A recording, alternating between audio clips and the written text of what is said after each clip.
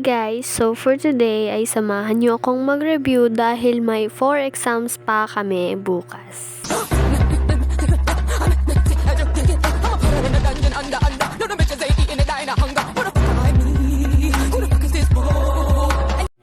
So ayun nga guys, habang nagre-review ako ay bigla akong nakaramdam ng gutom. So ayun, naghanap ako ng pwedeng iluto.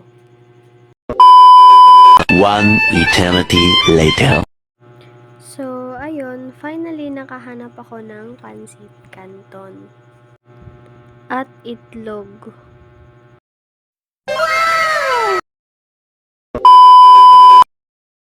So, ayun nga, at dali-dali kong hinugasan yung kaserola namin at nilagyan ng tubig.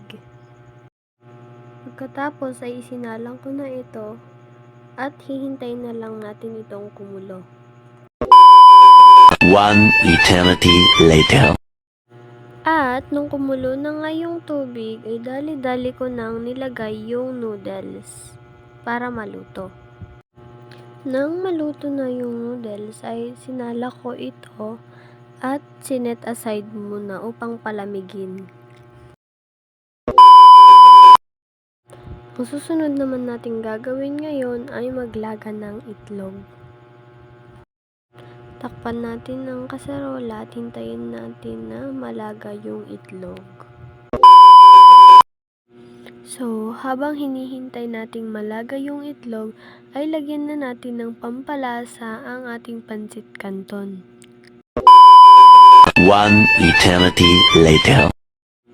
Nung malaga na yung itlog, ay sinet aside ko muna ito para lumamig tsaka ko ito binalatan. The moment of truth. Ay, okay na. Okay, that's it. Yung among tinidor ko. Hindi mo kayo walas ka iniyataan. Kit na malagri ko. So guys, wala pa akong 7/10. Awal din tinakaw ang kalamansi na.